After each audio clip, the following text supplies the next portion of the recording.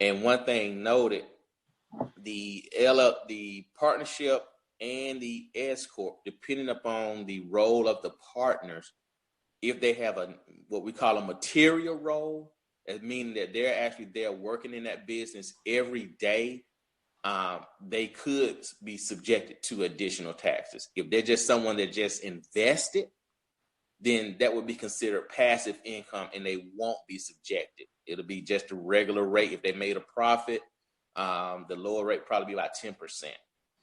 Either way, it is still better than the individuals if they did everything proper the way that they were supposed to do. Right, which that's code for, did you contact a Latanya Moore or a Safir Malik to go over everything and make sure that your stuff is set up right, so that versus going to some of these online sites. Y'all know, listen, I told y'all 2018, I'm keeping it real. I ain't got time to right? I'm not playing in 2018 because this is really about moving forward. We have to be vigilant. We have to reach out to people. We have to pay people for their time to help us get our businesses together. So I have to put that plug in, Mr. Malik. I do apologize. I know you're a very conservative guy. I really appreciate that. He's been my CPA for multiple years, so he knows me, and he just ignores my behavior.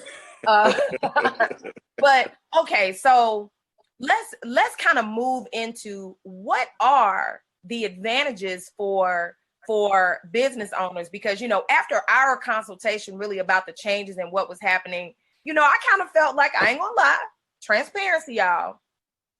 Man, it's great to be a business owner, right? Like, I kind of felt like that. I was like, okay, wait a minute. It's great to be a business owner, even being a very small business like myself.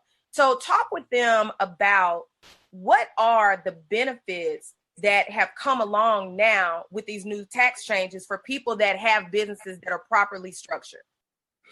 The biggest benefit now is that you can actually pretty much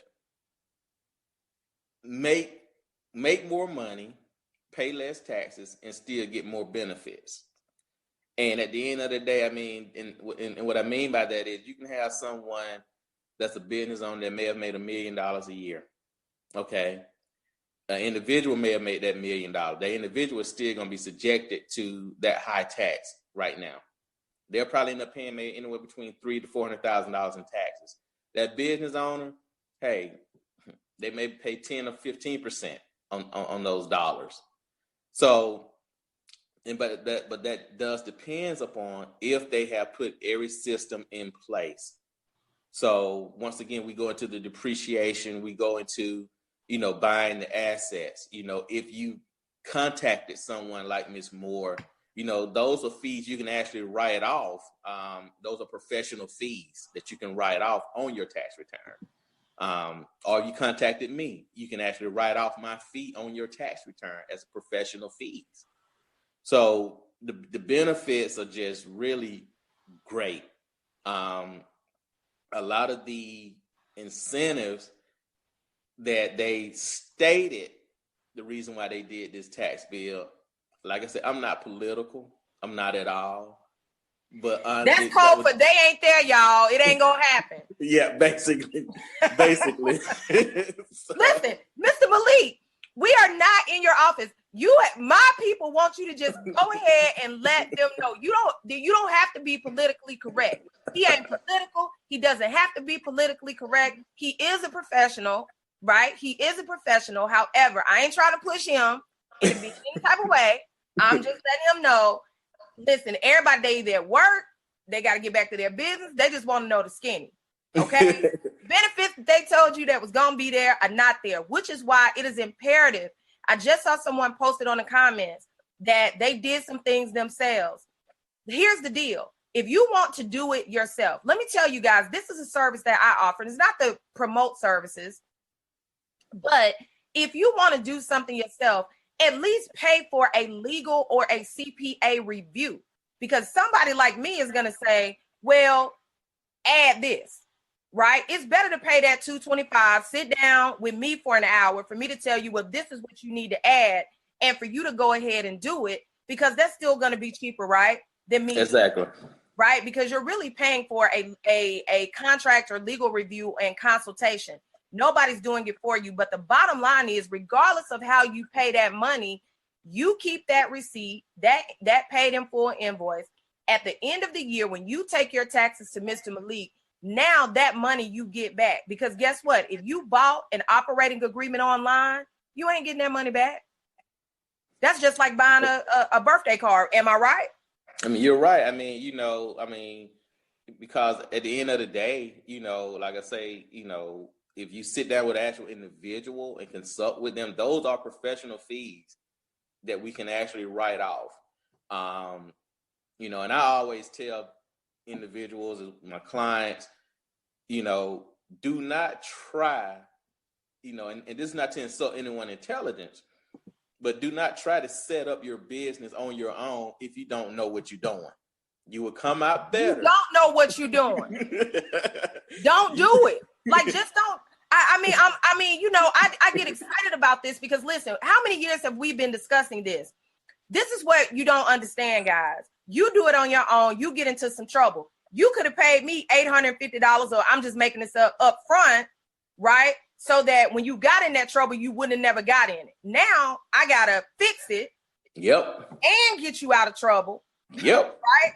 And then I gotta then turn around and send you to Mr. Malik, who's gonna tell you now what are gonna be your tax consequences and liabilities for this error.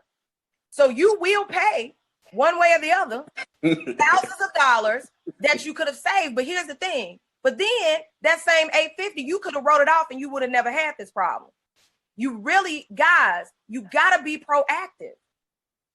You must be proactive. I'm going to tell you, I got so many people that have been reaching out to me like, well, I'm like, did you watch the video? Because I had somebody that told you what to do. You didn't have to pay me for it. Just what we told you to do, and you still didn't do it. So, right?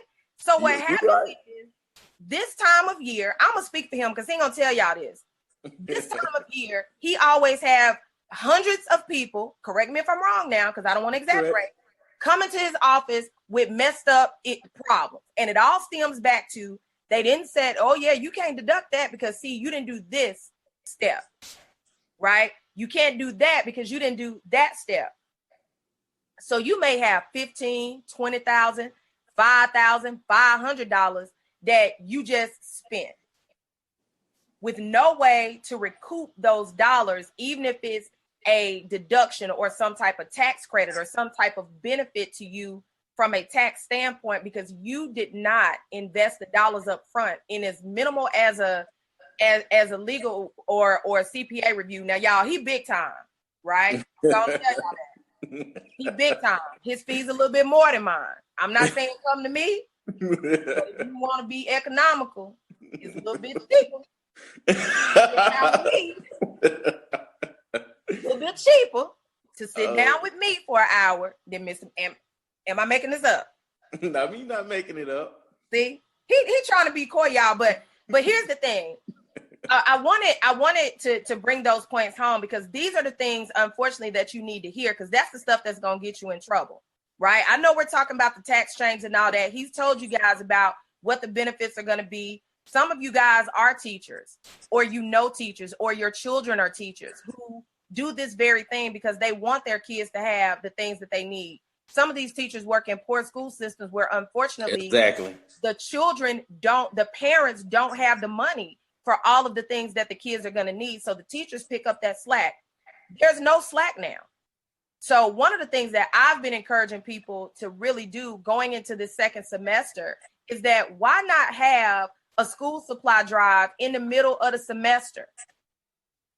Work with a local nonprofit that's properly set up with a 501c3, and then you take your tax deduction letter, Mr. Malik, right? We have to be creative, guys, when faced with situations like this. All is not lost. But now, what's wrong with helping a teacher out? What's wrong with taking the burden off the teacher? What's wrong with saying, you know what, Mr. or Miss such and such, here's $15. Or guess what? Go spend your own $15 and buy supplies and give it to the classroom, because at the end of the day, the job is hard enough. But that's one of the things. Now, Mm-hmm. tell me though about when you work at a school, a university. It was something about that. Talk a little bit more about that, because I know something about Yeah. to go for free. Tell me about that, because that's a trip. Yeah, here's the thing with that. Like I say, under this new tax law, individuals, and I have several colleagues that teach accounting at a lot of universities, here in Alabama. And I have a colleague, she's a CPA, and she actually teaches at Troy University. And so I called her. I said, hey, I need to talk to you about the new tax code. And let me just throw the disclaimer out. Just because she's a CPA don't mean that she actually knows about taxes, because we all specialize in different things. So just like lawyers, just like doctors. So, the stuff that she does, I don't do and don't care to do. Don't like it. So I like taxation. So I called her. I said, hey, I know that, you teach school, and I know that you're teaching there because your son actually goes to school for free. So I told her, I said, I know right now, I'm not saying no name, but I said, I know that right now you're making about $100,000. She was like, yeah, I said, that's great. And I said, I know that your son goes to school for free, and the tuition there is roughly about $30,000 a year. And she said, yeah. She said, that's why I've been teaching there as long as I have. I said, well, I need to tell you, under the new tax law, his tuition is going to be viewed as a fringe benefit for you. So what they're doing, if you teach at a school and your child goes to that school for free because you teach there, that tuition is going to be a fringe benefit, meaning in her case, she made $100,000 a year. His tuition was $30,000. Now she's going to be taxed on $130,000 because her son goes there. They're actually taking that tuition and adding it to the actual person's income, which increases their tax bracket, increase their income tax. Now they're subjected to additional taxes. Like I said, this plan is not individually friendly at all. Code interpretation. So you have moved into another tax bracket that you didn't actually pay. Even if as an individual, you itemize your deductions versus a standard deduction, because what's been put out is that, that additional standard deduction is going to alleviate that. Not when you taxed on an extra $30,000. Not at all. You may get a benefit if there's just a $4,000 or $5,000 increase, right? Other than that, it ain't gonna help you. I mean, that's real talk. Because think about it. On the other end, if you are a professional in that situation, you own a home, you have all these other things that you used to be able to deduct. You can't deduct those now. So that standard deduction actually is going towards those taxes that are now that you still got to pay. So it's not really, you know what I'm saying? It's not really helping you. Now, speak to this, because we just got a couple more minutes left. This is important. We're gonna have to have you back very soon. And I know I've been doing a lot of talking because I'm interested in this and it. Yes. So listen, talk about the state and local taxes, because there used to be a way to deduct and now there's something different. Tell everybody about that part. Yeah, they placed a cap on that also. It's a $10,000 cap where, as far as with your state and local taxes, your property taxes. And like I said, I'm in Alabama. So Alabama property taxes are relatively cheap compared to other states.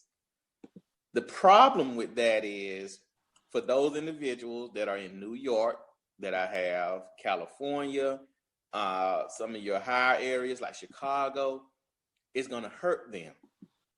Because at that $10,000 cap, that's all that they can write off, versus them being able to write off $15,000 or $20,000, which lowers their tax bill. So, that really depends upon your situation. If you're always below that $10,000, it's really not going to affect you. However, if you're above that $10,000, now you have to go in and do more strategic tax planning. And I'm just going to be very